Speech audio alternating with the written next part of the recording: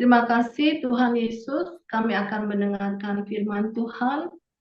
Tuhan juga mengurapi Pastor Joseph Oljeng yang akan menyampaikan kebenaran firman Tuhan. Tuhan, beri kami kemampuan untuk kami dapat melakukan kebenaran firman-Mu, agar firman-Mu Tuhan menjadi rema di dalam kehidupan kami. Kami boleh berbuah dan kami boleh menjadi saksi Tuhan. Tuhan juga mengurapi teman-teman kami yang akan membacakan firman Tuhan, juga Tuhan berkati dan juga Tuhan urapi. Terima kasih Tuhan Yesus, dalam nama Tuhan Yesus yang menjadi Tuhan dan Juru Selamat hidup kami. Amin. Terima kasih Pak Enaldo. Ya, terima kasih Bu Elepandi. Lanjut Bu Nirana dan Pak Damara. Baik, terima kasih Pak Enardo. Mari kita membaca firman Tuhan dari kitab Rut yang pertama, ayat 1 sampai 22. Demikian firman Tuhan. Pada zaman para hakim memerintah, ada kelaparan di tanah Israel. Lalu pergilah seorang dari Betlehem Yehuda beserta istrinya dan kedua anaknya laki-laki ke daerah Moab untuk menetap di sana sebagai orang asing. Nama orang itu ialah Elimelek, nama istrinya Naomi, dan nama kedua anaknya Mahlon dan Kilion. Semuanya orang-orang Efrata dari Betlehem Yehuda, dan setelah sampai ke daerah Moab, diamlah mereka di sana. Kemudian matilah Elimelek, suami Naomi, sehingga perempuan itu tertinggal dengan kedua anaknya. Keduanya mengambil perempuan Moab, yang pertama bernama Orpa, yang kedua bernama Rut, dan mereka diam di situ kira-kira 10 tahun lamanya. Lalu matilah juga keduanya, yakni Mahlon dan Kilion, sehingga perempuan itu kehilangan kedua anaknya dan suaminya. Kemudian berkemaslah ia dengan kedua menantunya, dan ia pulang dari daerah Moab, sebab di daerah Moab ia mendengar bahwa Tuhan telah memperhatikan umatnya dan memberikan makanan kepada mereka. Maka berangkatlah ia dari tempat tinggalnya itu bersama-sama dengan kedua menantunya. Ketika mereka sedang di jalan untuk pulang ke tanah Yehuda, berkatalah Naomi kepada kedua menantunya itu, "Pergilah, pulanglah masing-masing ke rumah ibunya. Tuhan kiranya menunjukkan kasih-Nya kepadamu, seperti yang kamu tunjukkan kepada orang-orang yang telah mati itu dan kepadaku. Kiranya atas karunia Tuhan, kamu mendapat tempat perlindungan, masing-masing di rumah suaminya." Lalu diciumnyalah mereka. Tetapi mereka menangis dengan suara keras dan berkata kepadanya, "Tidak, kami ikut dengan engkau pulang kepada bangsamu." Tetapi Naomi berkata, "Pulanglah, anak-anakku. Mengapakah kamu turut dengan aku? Bukankah tidak akan ada lagi anak laki-laki yang kulahirkan untuk dijadikan suamimu nanti? Pulanglah, anak-anakku. Pergilah, sebab sudah terlalu tua aku untuk bersuami. Seandainya pikirku ada harapan bagiku, dan sekalipun malam ini aku bersuami, bahkan sekalipun aku masih melahirkan anak laki-laki, masakan kamu menanti sampai mereka dewasa? Masakan karena itu kamu harus menahan diri dan tidak bersuami? Janganlah kiranya demikian, anak-anakku. Bukankah jauh lebih pahit yang aku alami daripada kamu? Sebab tangan Tuhan teracung terhadap aku. Menangis pula mereka dengan suara keras. Lalu Orpa mencium mertuanya itu, minta diri. Tetapi Rut tetap berpaut padanya. Berkatalah Naomi, telah pulang iparmu kepada bangsanya dan kepada para allahnya. Pulanglah mengikuti iparmu itu. Tetapi kata Rut, janganlah desak aku meninggalkan engkau dan pulang dengan tidak mengikuti engkau. Sebab kemana engkau pergi, ke situ jugalah aku pergi. Dan di mana engkau bermalam, di situ jugalah aku bermalam. Bangsamulah bangsaku, dan Allahmulah Allahku. Di mana engkau mati, aku pun mati di sana. Dan di sanalah aku dikuburkan. Beginilah kiranya Tuhan menghukum aku, bahkan lebih lagi daripada itu, jikalau sesuatu apapun memisahkan aku dari engkau, selain daripada maut. Ketika Naomi melihat bahwa Rut berkeras untuk ikut bersama-sama dengan dia, berhentilah ia berkata-kata kepadanya. Dan berjalanlah keduanya sampai mereka tiba di Betlehem.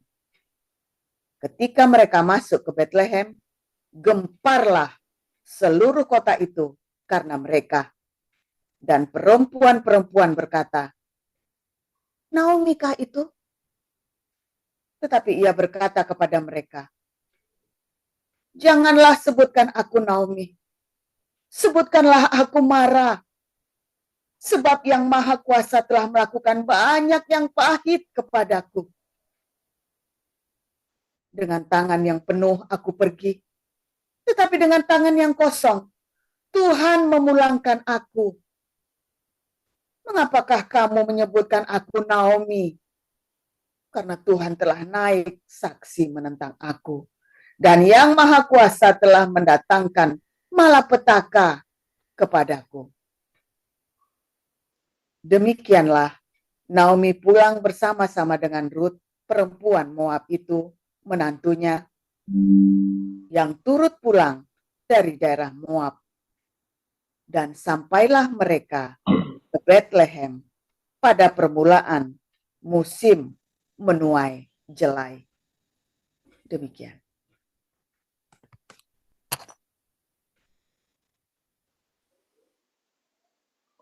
Dua Korintus 5 ayat 1.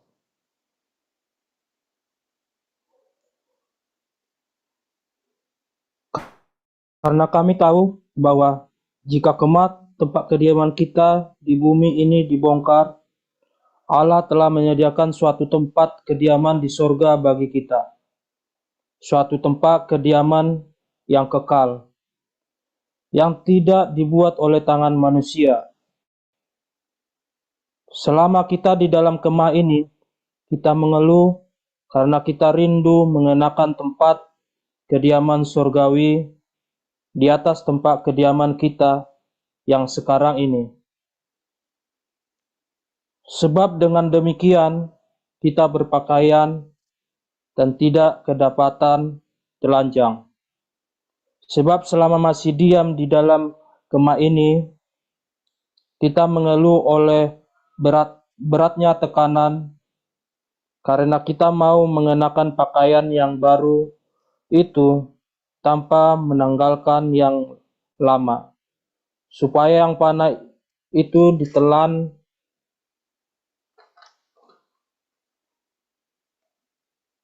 oleh hidup. Tetapi Allah lah yang justru mempersiapkan kita untuk hal itu dan yang mengaruniakan Roh kepada kita sebagai jaminan segala sesuatu yang telah disediakan bagi kita. Maka oleh karena itu, hati kami senantiasa tabah, meskipun kami sadar bahwa selama kami mendiami tubuh ini, kami masih jauh dari Tuhan.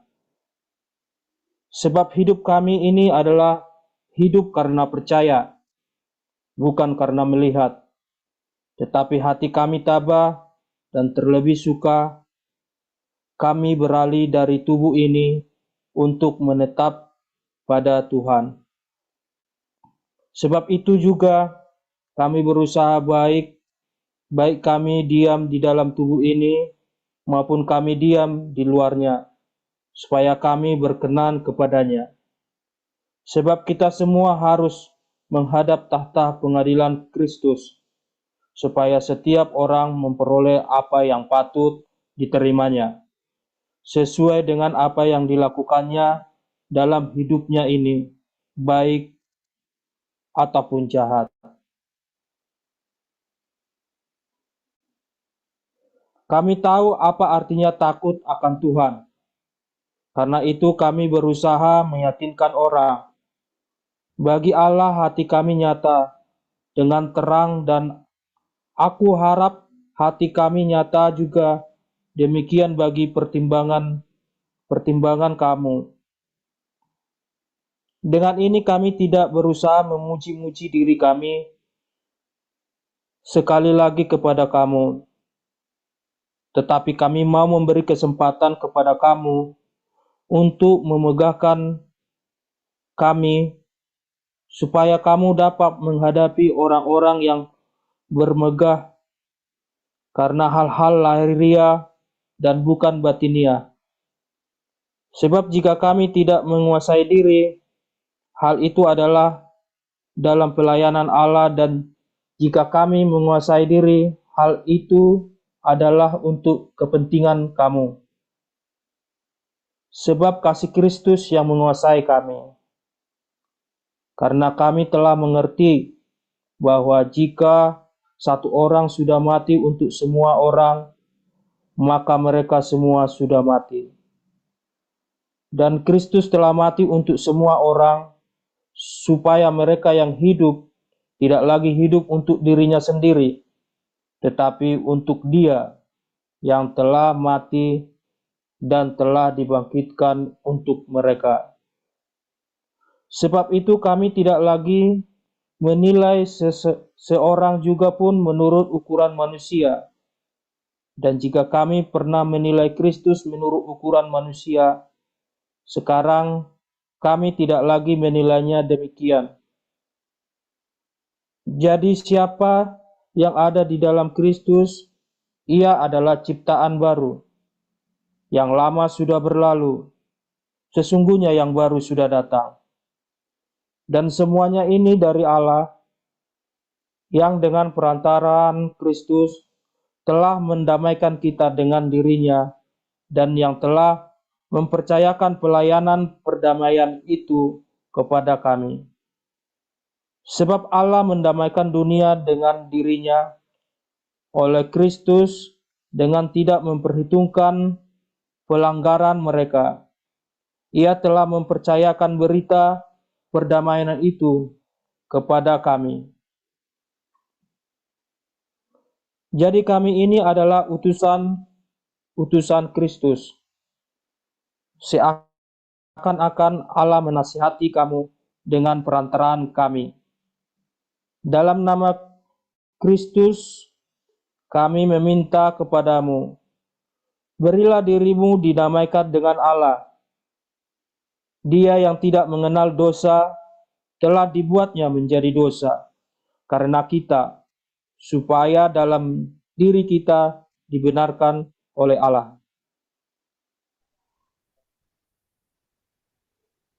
Ya, amin untuk firman Tuhan. Terima kasih para lektor. Selanjutnya kita akan mendengar renungan firman Tuhan dengan judul Tenda Liar Pencari Sorga. Silakan Pastor Joseph Poljang. Haleluya, firman Tuhan selalu baru setiap hari, saudara ya. Ketika Anda mencari Tuhan dengan hati yang bersih, sungguh-sungguh ya, dan di dalam penantian akan Tuhan konsisten, jangan putus asa, jangan berhenti, dan yang paling penting tetap mengasihi ya. Ini saudara ya. Tadi siang itu ada pertanyaan bagus ya. di TikTok. Mana dulu, sebentar ya, saya cerita dulu nih. Saudara, tenda-tenda para refugee itu, tenda kemah atau tenda-tendanya refugee di Indonesia itu mengenaskan, ya saudara ya. Mengenaskan. Apa beda tenda refugee di Indonesia dengan tenda-tenda refugee yang ada di Belanda? Ya, Belanda lebih bagus, jelas, ya saudara ya. Tapi mengapa Belanda lebih bagus? Banyak duitnya. Oh iya, banyak. Tapi kan orang mau banyak duitnya nggak ada duitnya. Intinya apa, saudara? Karena orang Belanda itu ingin menunjukkan kasihnya kepada refugee. Mereka itu pertama kali ada namanya Samaritan Purse. Ya. Samaritan Purse itu adalah terilhami dari cerita orang Samaria yang baik hati. Ya, nah kemudian di Samaritan Purse ini menolong banyak sekali orang refugee yang akhirnya kemudian dilembagakan oleh PBB ya, karena banyak sekali refugee ya, saudara ya, dan akhirnya pemerintah Eropa mengorganisir semua yang rapi, semua ya, massal, dan semua asalnya itu dari tenda-tenda refugee ini semua dibikin yang bagus, kemudian diberikan gedung-gedung, resort, hotel-hotel ya, dirubah jadi camp ya. Kalau di Indonesia bagaimana ya, jadi kayak orang camping di Daan Mogot itu, saudara ya. Yang membedakan itu cinta, ya. Yang membedakan itu cinta. Kemah-kemah kita, ya. Semua orang, ya, kita ini sedang berkemah. Badan kita inilah kemah, saudara ya. Karena kita semuanya adalah refugee. Kita semua ini refugee. Saudara, cerita sejarah seluruh dunia berasal dari refugee, saudara ya. Contoh, ya, misalnya nih Adam dan Hawa, ya kan? Dia pergi keluar dari Taman Eden, pergi ke dunia ini. Ya, mereka harus mencari tempat yang aman, saudara ya. Punya anak-anak, ya kan? Habilnya dibunuh. Kain jadi refugee. Dia cari ke tanah perlindungan. Ya, mulai Abraham, Nuh juga sama ya. Dia cari kapal karena ada banjir besar. Nah, Abraham juga sama, dia lari dari Nimrod, ya. Musa lari dari Firaun. Bahkan Yesus lari dari mertuanya dan Daud ya, Daud lari dari mertuanya kok Yesus. Raja Daud itu ya diburu-buru sama Saul. Lalu Yesus ya dengan keluarganya Yusuf dan Maria pergi ke Mesir. Kisah-kisah di Alkitab penuh dengan refugee. Refugee itu ya orang-orang yang mencari perlindungan, ya pergi dari tempatnya lalu pergi. Saya juga pergi ya, dan banyak sekali. Anda mungkin juga bagian dari itu, orang-orang yang keluar dari tempat asalnya lalu mencari tempat yang aman, tempat yang lebih baik. Ya. Nah, tetapi kita semua secara rohani adalah refugee, saudara. Secara rohani. Kita semua adalah refugee, orang-orang yang tinggal di sebuah kemah. Badan kita ini adalah kemah. Nah, kalau tadi cerita tentang Ruth itu ya, Ruth itu adalah orang Moab dan lalu ikut kepada Naomi. Naomi adalah refugee. Dia lari dari Bethlehem karena ada wabah kelaparan di sana ya. Lalu mereka lari ke daerah dataran tinggi Moab. Lalu mereka tinggal di sana. Lalu di Moab warganya Naomi mati semua. Akhirnya Naomi mau balik ke Bethlehem, tapi Ruth minta ikut. Maka jadilah Ruth ya. Tadinya Naomi refugee, ya kan? Minta refugee ya, berlindung di Moab. Akhirnya Ruth sekarang yang berlindung di Bethlehem. Nah, saudara, apa yang membedakan ya refugee ya yang di Indonesia dengan yang di Belanda. Refugee di Belanda itu dicinta, saudara ya. Mereka datang kepada orang-orang yang penuh cinta. Bukan karena refugee-nya baik, enggak, orang refugee kurang ajar itu orang-orang Arab-Arab itu ya. Tetapi di Indonesia refugee itu dibenci. Ya, saudara ya. Karena mereka datang kepada orang-orang yang tidak punya cinta. Nah, itu yang saya mau cerita hari ini, saudara, tentang bagaimana kita bisa punya ya kemah yang penuh dengan cinta, saudara. Kalau refugee datang di tempat-tempat orang yang di mana tidak ada cinta sana, maka sengsara kayak di Indonesia. Tapi orang-orang Arab ini datang kepada orang-orang yang penuh cinta di Eropa. Sehingga mereka dirawat, gereja-gereja semua siap, saudara, dengan para refugee ini. Di Indonesia, saudara, apakah masjid-masjid siap dengan para refugee? Enggak, saudara, malah berantem ya. Gereja ada satu dua ya yang mulai peduli dengan refugee. Tapi pelayanan refugee ini pelayanan yang banyak duitnya keluar. Kayak kami sih ya, kita kan banyak nolongin refugee ya. Kita banyak keluar uang. Waduh, saya pribadi ya, karena Anda kalau menangkan jiwa mereka, wah, masalah mereka itu banyak, saudara ya. Nah, nggak usah, kita nggak bahas ya. Tetapi saudara, yang saya maksud adalah, ya, kamu ini sedang tinggal di tubuh yang penuh cinta, apa ditinggal di tubuh yang marah, saudara? Ya, Anda ini lagi tinggal di tubuh yang penuh cinta atau tubuh yang marah, tubuh yang penuh kebencian. Ya, kalau Anda tinggal di tubuh yang penuh cinta, maka jiwamu tenang, saudara. Jiwamu juga bisa mencintai. Tapi kalau kamu tinggal di tubuh yang penuh dengan kebencian, penuh dengan permusuhan, maka jiwamu juga nggak tenang. Bagaimana kita punya ya kemah yang penuh cinta, kemah kediaman kita yang baik, ya kemah kediaman yang baik. Kita semua pasti mati, saudara. Cuman bagaimana kamu bisa tubuhmu itu dipakai untuk kemuliaan Tuhan supaya penuh cinta. Ya, bagaimana tubuhmu itu bisa dipakai untuk rumah cinta, bukan rumah kebencian yang penuh dengan keserakahan, yang penuh dengan dendam, yang penuh dengan percekcokan, yang penuh dengan keegoisan. Kudu, waduh, merasa paling benar sendiri dan aku kudu benar dan kudu menang, menang-menangan. Nggak enak, saudara ya. Kalau kamu tinggal di tubuh yang seperti hidupmu tuh penasaran, ya. Mimpimu buruk, hidupmu penasaran, saudara. Tapi saya itu suka mimpi buruk ya, saudara ya, dulu ya. Tapi setelah belakangan enggak ya, setelah anak-anaknya dewasa, dia mulai mencari Tuhan sungguh-sungguh, mulai mimpinya enggak buruk ya. Tetapi dia dulu mimpinya buruk karena dia selalu apa namanya nggak mau kalah dan penuh dengan kesombongan, pride ya, pride-nya tinggi sekali, saudara ya. Nah, orang-orang seperti ini sengsara. Dia bikin sengsara hidupnya sendiri. Sampai suatu ketika, ya saudara ya, sampai suatu ketika saking dia bangganya dengan dirinya sendiri, dia lebih baik dia, istrinya dan anak-anaknya nggak makan daripada dia harus ditolong oleh orang yang dia tidak suka. Wah, itu benar-benar itu saya pengalaman.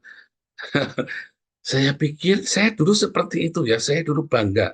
Sekarang saya bilang itu bodoh. Setelah saya mengalami jatuh bangun, saya renungkan, itulah kesombongan. Kalau kamu tinggal di tubuh yang semacam itu, nggak enak banget tuh, saudara. Sengsara lahir batin tuh kamu. Ada nggak ya sini yang tubuhnya itu sombong banget? Sampai kamu itu tidak mau menerima pertolongan. Atau bahkan kamu merasa selalu benar terus, orang lain salah terus, sehingga kamu ngotot kudu bener, saudara ya. Ada apa-apa kamu kudu menang pokoknya. Kudu bener, kudu menang. Nggak ada mau ngalahnya, nggak ada mau disalahin sama sekali. Sengsara, saudara. Sengsara. Kalau kamu tinggal di kemah yang seperti itu. Oh, itu kemah, saudara ya. Itu kemah. Kamu yang bikin kemah itu. Kamu sendiri yang bikin kemah itu. Respon-responmu terhadap kehidupan, respon-respon dari jiwamu itu. Sehingga jiwamu punya kemah yang seperti itu. Iya kan? Tapi kalau kamu punya, ya, kamu merespon kehidupan dengan kerendahan hati, maka kemahmu akan indah. Ya, kemahmu akan indah karena kamu rendah hati. Ini saya cerita hukum universal ya. Saya nggak cerita, ini belum ajaran Tuhan Yesus. Ini kita cerita hukum universal ya. Yang tentu saja Tuhan Yesus mengajarkannya. Tetapi semua agama di dunia juga mengajarkan ini, saudara ya. Semua, kecuali Islam nggak mengajarkan, saudara ya. Kalau Islam itu diajari kamu untuk punya istri 4, mengumbar nafsumu itu loh. Jadi kalau Tuhan Yesus mengajarkan kepada kita untuk mengendalikan hawa nafsu di tubuh ini, ya, dimulai dari hati, dimulai dari jiwa yang ada di dalam kemah. Nah, tadi siang di TikTok, Anda ikuti TikTok ya, saudara, viralkan TikTok saya itu. Kadang-kadang ekstrim ya. Tetapi yang satu itu tadi ada yang nanya bagus ya, mengapa Tuhan Yesus menyembuhkan orang sakit, membangkitkan orang mati, orang lumpuh berjalan, orang bisu bisa bicara, orang buta melihat, orang tuli mendengar, tetapi tidak ada orang miskin jadi kaya. Menarik ya pertanyaannya ya. Mengapa Tuhan Yesus tidak pernah membuat orang miskin jadi kaya? Itu menarik sekali. Jawabannya gampang, ya. Tetapi pendeta-pendeta nggak bisa jawab.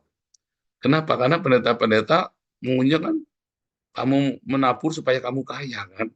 Namanya kaya itu diberkati Tuhan. Bukan, saudara. Tuhan Yesus tidak pernah mendefinisikan bahwa kaya secara materi adalah berkat Tuhan. Tetapi ketika kamu bisa berbagi dengan sesamamu, itulah yang namanya kelimpahan. Ya, disitulah mujizat terjadi. Lalu ya ada orang-orang yang senang sekali pendeta-pendeta yang suka pamer kemewahan, sehingga jemaatnya berpikir itulah diberkati Tuhan. Bukan, saudara, bukan ya. Nah, itu tadi kamu sedang membangun kemahmu ya yang mewah dengan kemewahan duniawi. Akhirnya kamu tidak ingin meninggalkan kemah kediamanmu. Nah, itu arahnya ke sana, saudara. Karena kamu membangun kemahmu itu dengan pernak-pernik duniawi. Sehingga waktu kamu mati takut. Ya kan siapa di sini masih takut mati, saudara? Karena kamu membangun kemahmu dengan hal-hal duniawi. Ya, sehingga kamu takut meninggalkan keduniawian ini. Tapi orang-orang yang membangun kemahnya dengan hal-hal yang rohaninya, dengan cinta, dengan kerendahan hati, dengan rasa cukup, maka dia orang nggak takut mati, saudara. Bukan mau bunuh diri jihad, bukan. Nggak takut mati artinya sekalipun sakit, dia tidak takut mati. Dia tidak khawatir, dia hidup yang tenang. Kenapa? Ya karena ini kemah ini punya Tuhan. Suatu ketika saya kembali, saya tinggalkan kemah yang penuh penderitaan, saya kembali kepada Tuhan. Bukan berarti dia terus kere. Enggak, saya enggak kere, saudara. Saya tidak hidup kere. Saya hidup kecukupan ya. Anak saya sekolah semua, baik semua. Kita mau makan apa besok bisa ya. Mau makan apa kita bisa. Kita enggak kere. Tetapi kita tidak membangun kemah ini pernak-perniknya dengan perhiasan-perhiasan duniawi.